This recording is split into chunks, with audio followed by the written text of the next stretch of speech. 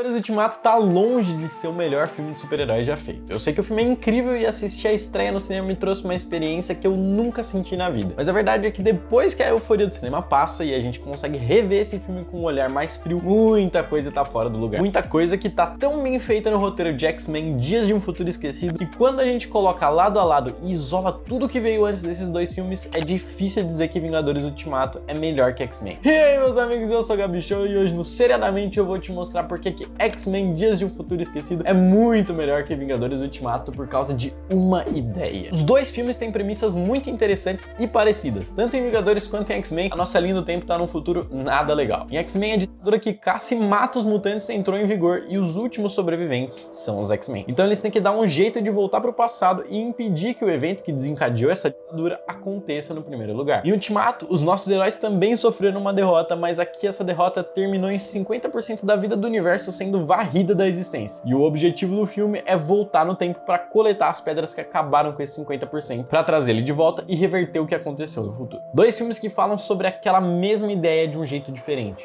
viagem no tempo. Mais especificamente, como os heróis têm a intenção de usar a viagem no tempo de um jeito diferente para impedir uma catástrofe imensa. Só que a viagem no tempo de X-Men funciona muito melhor que a de Vingadores Ultimato por 3 motivos. Sabe, quanto mais filmes de viagem no tempo eu assisto, mais eu tenho certeza de que essa é a fórmula perfeita para sempre criar bons filmes. Porque viagem no tempo não é uma coisa cotidiana que acontece a todo momento. Então, quando um filme envolve esse assunto, normalmente é porque aconteceu uma coisa tão ruim com os personagens que eles estão desesperados por uma solução. E a viagem no tempo é a única saída. E essa é uma das grandes sacadas. Normalmente, os filmes criam na gente um risco baseado no medo. Se a gente perder, o mundo inteiro vai morrer. Ou se a gente perder, os heróis vão ser controlados pelo governo. Ou se a gente perder, o mistério vai continuar manipulando o mundo pelo seu interesse. Enfim, a lista continua. Mas pra viagem no tempo a coisa é diferente, porque a gente já perdeu e já aconteceu alguma coisa horrível. Então essa é realmente a última salvação. A gente não tem medo pelo futuro porque a gente já tá no futuro. A gente já perdeu e o mundo foi dominado pela ditadura antimutante. A gente já perdeu e 50% da vida foi varrida do universo. Tudo que a gente vai fazer no filme tá direcionado para reverter essa derrota. No caso dos X-Men, o jeito que o nosso herói encontra de voltar no tempo é que o mutante pode mandar qualquer um pro passado. Mas quanto mais longe, menor a chance da pessoa resistir. E a partir do momento que ela para de usar o poder dela, tudo que acontece lá vira nossa realidade. Como a gente tá falando de anos, o Wolverine é o único capaz de fazer a viagem sozinho por causa do seu fator de cura. Por mais que tudo aconteça muito rápido nesse filme, em nenhum momento parece que essa solução é forçada. Já no Vingadores Ultimato, um rato venceu o Thanos. Olha, eu vou ser sincero, dá pra tentar muito ignorar o jeito que esse filme apresenta a solução da viagem no tempo pra gente. Eu consigo perdoar o Stark descobrindo como voltar no tempo em uma noite. Eu consigo perdoar o fato deles terem coincidentemente partículas PIN o suficiente só pra ir e voltar no tempo uma vez cada. Mas o fato de um rato ativar o painel de controle da van do Homem-Formiga pra eles descobrirem que é possível voltar no tempo é só um baita roteiro preguiçoso. Vira e mexe, as coisas parecem que acontecem em Ultimato só porque precisam acontecer pro roteiro dar certo. Não é como se o Thanos destruísse as joias no primeiro lugar porque alguma coisa estava pressionando ele a fazer isso. Alguém com outras intenções além das dele estava atrás das pedras e manipulando tudo pelo fundo. Não, ele destrói as pedras porque deu vontade. É simplesmente para que os Vingadores pudessem ir lá e saber que as pedras não existem mais. O roteiro é tão preguiçoso que parece que tudo acontece na pura sorte. O fato da Anciã dar a pedra pro Hulk só porque ela sabe que o Strange é o maior mago de todos. A Capitã Marvel encontrar o Tony no espaço por literalmente pura sorte. A Nebulosa se conectar com a versão no passado dela por motivo nenhum. Mas é aí que a gente entra no segundo problema que faz de X-Men tão superior a Ultimato.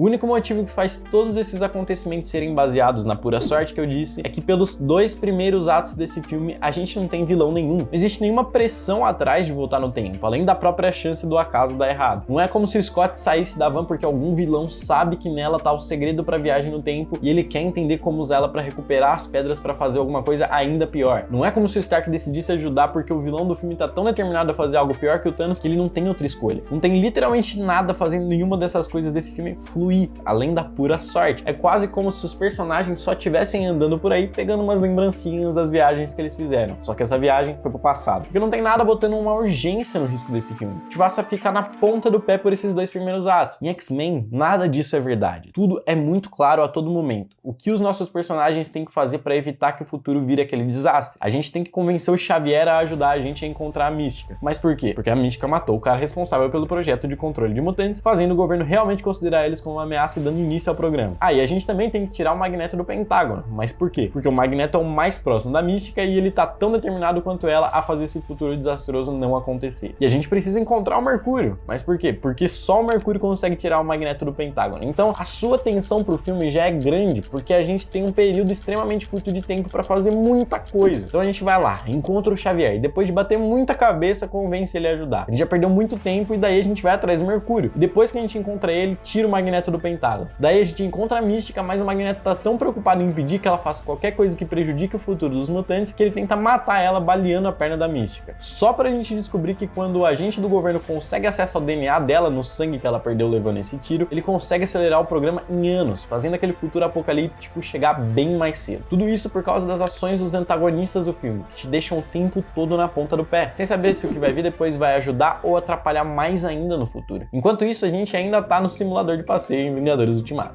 Dá até pra entender o porquê do zoom em 14 milhões do Doutor Estranho. É provável que em todas essas realidades, em 13 milhões tenha acontecido alguma coisa parecida com isso. Me dá a joia do tempo? Não. Mas o Strange disse. Daí.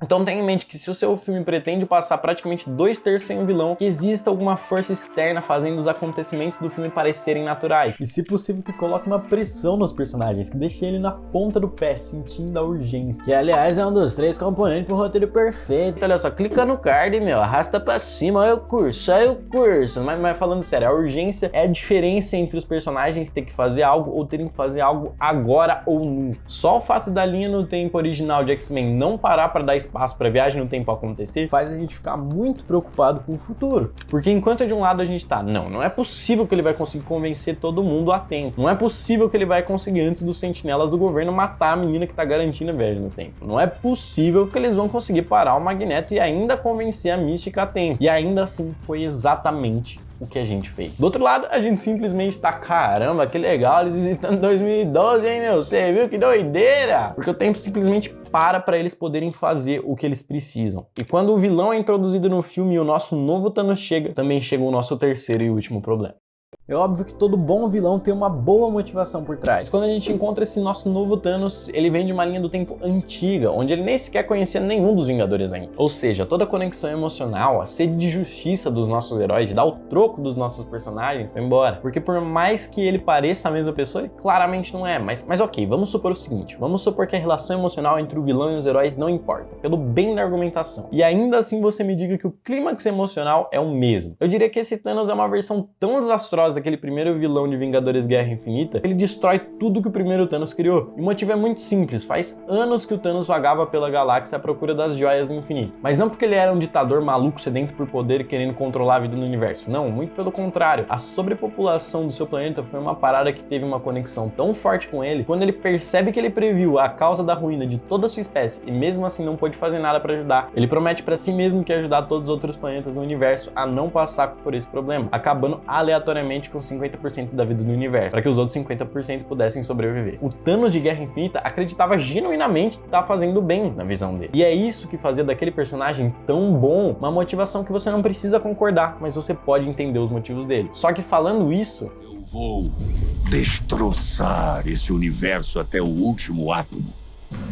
E aí, com as joias que vocês coletaram para mim, criar um novo, repleto de vida. Ele literalmente quebra o propósito de tudo que o primeiro Thanos deseja. Eu entendo que essa foi uma tentativa de fazer o risco do filme ser aumentado, mas ele seria muito maior se viesse de um vilão externo, como a gente já comentou, e aí a gente teria uma batalha tripla pela manopla. Os Vingadores iam querer reverter o passado, o Thanos ia querer sair vitorioso para fazer isso com a realidade original dele, e esse novo vilão ia estar desesperado pelas joias para poder governar o universo sozinho. Ou, sei lá, o Thanos sozinho tivesse o objetivo de varrer só 50% da vida progressivamente, realidade por realidade. E aí, gente que não tinha nada a ver com a história vai sofrer por causa dos Vingadores, do que essa tentativa de aumentar o risco quebrando a motivação original do vilão. Já no caso dos X-Men, os nossos personagens não são motivados necessariamente por um vilão, mas por impedir um acontecimento que resultasse no efeito borboleta catastrófico. Só que os personagens estão tão determinados a tentar coisas diferentes pelo bem desse objetivo que a gente, como audiência, que sabe quais vão dar certo e quais não, tá sempre na ponta do pé pra saber o que vai acontecer. Quando alguém chega mais perto que o outro, é cada sensação de que o risco tá aumentando. Uma hora em que a gente consegue uma leve amostra do sangue da Mística e a gente sente que tem menos tempo ainda, fazendo a sensação de conseguir o objetivo final ser ainda mais satisfatória, porque ela tá alinhada com a motivação de todo mundo. Mas perdão por ter estragado Vingadores Ultimato pra você, mas falando sério, ambos os filmes são incríveis e tem algo a aprender um com o outro. Nada que X-Men faça melhor que Ultimato desmerece a qualidade imensa desses filmes. De qualquer jeito, da próxima vez que você for escrever um encerramento para uma saga de 20 filmes que envolva viagem no tempo, talvez essas sejam algumas coisas para você ter em mente. Mas sabe o que é bom você ter no dedo? Vontade de clicar em se inscrever para me ajudar a começar aqui. Deixa o seu like e diz qual filme você acha melhor aí embaixo, se é Ultimato ou se é modesta sua opinião por X-Men. E aqui ao lado você pode aprender por que filmes bons também dão errado com Esquadrão Suicida 2.